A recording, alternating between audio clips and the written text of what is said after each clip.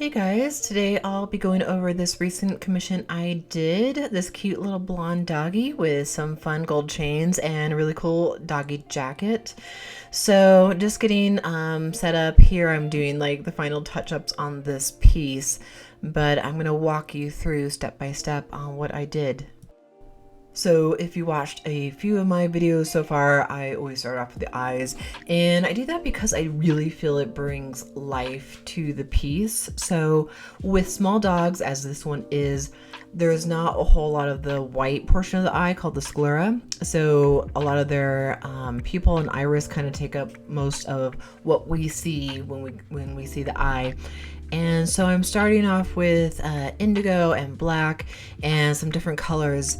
Sometimes those little doggy eyes can not have a whole lot of variation in color, so I will look for as many variations in color in the eye as I can, because I feel like that really brings a lot of life to the subject matter when there's a lot of variation in the eyes, and you really pull out the lighting and the highlights of the eye as well.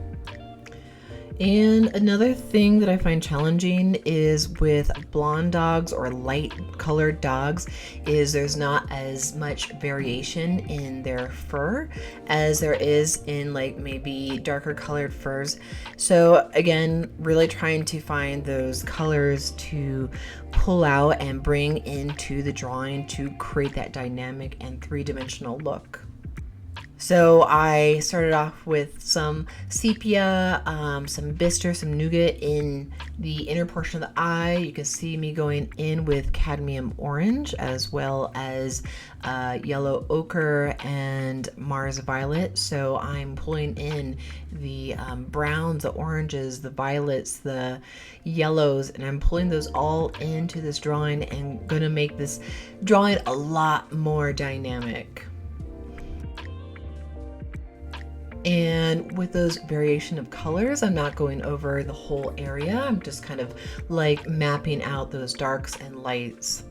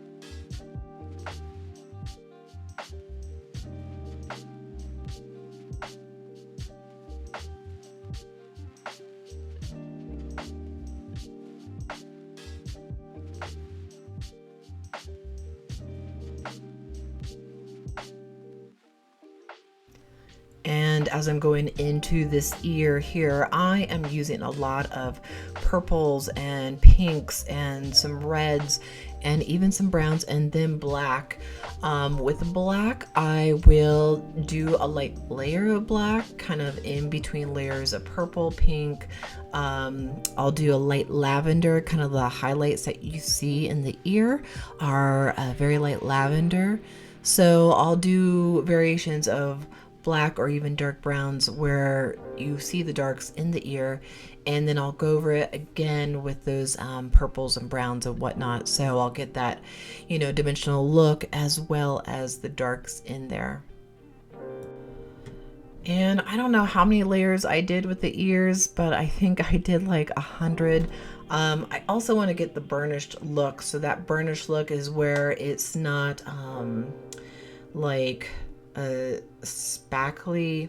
I don't know if spackle is a good word here, but burnish is like a nice smooth tone of color throughout, and it's not having that kind of rough look, if that makes sense. So all those layers are going to help create that burnish look. And as I go with each layer, I'm pressing a little bit firmer, a little bit harder to smooth out those colors together.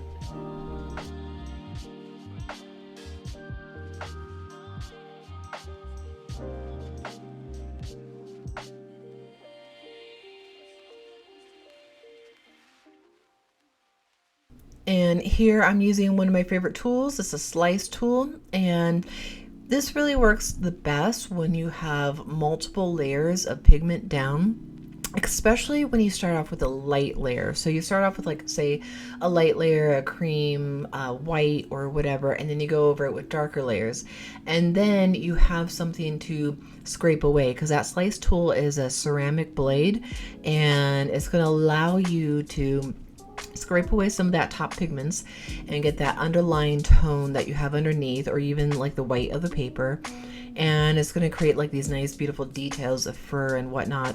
So you have to make sure you have some layers of pigment on there, because if you only have 1 or 2 layers of pigment and it's a very thin layer, that slice tool is not going to do you much good. So again, it's great for creating that those detail fur, little individual hairs. So great to get on the hair, great to get around the face, and so on.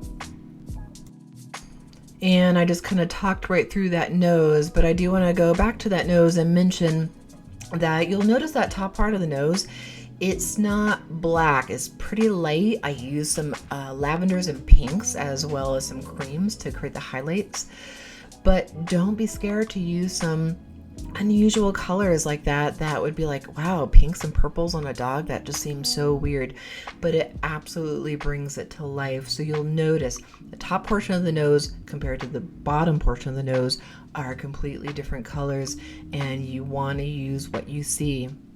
So much to say, if you've made it this far in the video, just know I have some courses coming out, and I'll definitely be able to give like in-depth explanations on everything I'm doing, the colors I'm using, the techniques, and so forth and so on. So definitely check that out. Here's definitely the shameless pitch to my courses. So check that out, tieblue.com. And don't forget to like and subscribe. Yeah, keep on enjoying this video.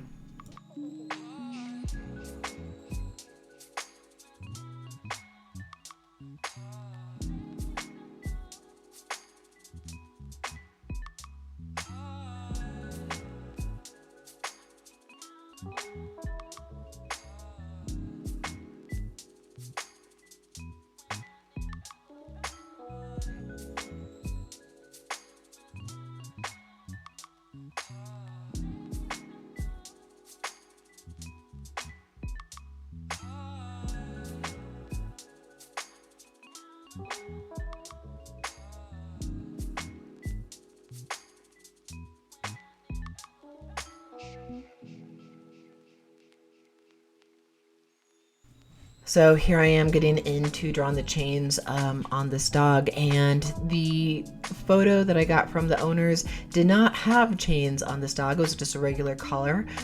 So what I did was pull a reference photo off the internet to use and implement those chains onto this doggy. And that could be a real challenge, although it was so much fun. But because the posture of the dog that I got with the chains is in a different posture than the one that I'm drawing, you want to make sure those chains lay correctly on your actual subject so it all makes sense, as well as the lighting and reflection, because that gold is going to reflect some of the dog that I'm actually drawing. So I want to make sure that reflects correctly, if that makes sense.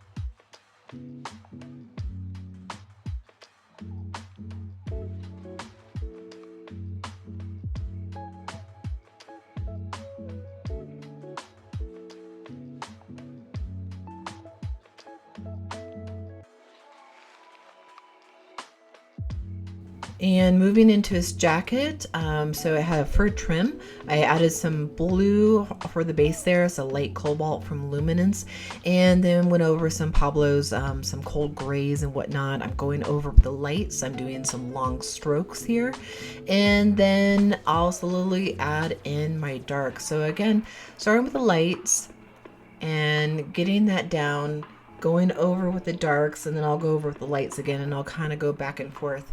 And I'll use my eraser. I love the electric eraser to get in those highlights where they need to be.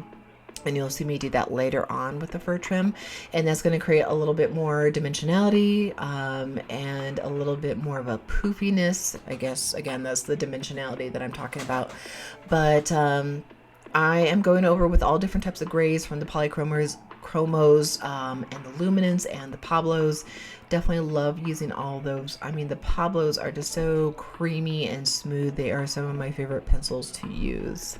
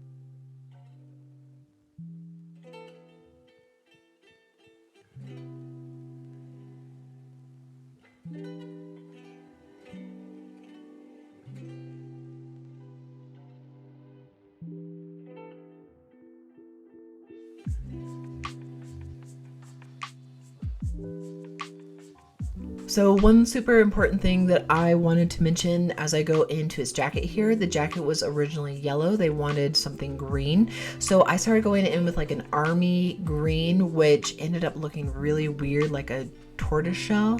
So I changed that up and I made it kind of like a blue green kind of minty color, and I thought it had like a cool like New Jersey Italian jumper suit, which I thought looked pretty awesome. But I just want to like mention that you can definitely change things up. I want to keep that correction in here so you know that you can shift things up and it's not going to be all perfect in one go. And there you have it. If you like more content, I am offering a free little tutorial on my website, that is tyblueart.com, and also some updates on when I'll be releasing my courses. So I hope to see you there, and I hope to see you in my future videos. Thank you so much. Bye.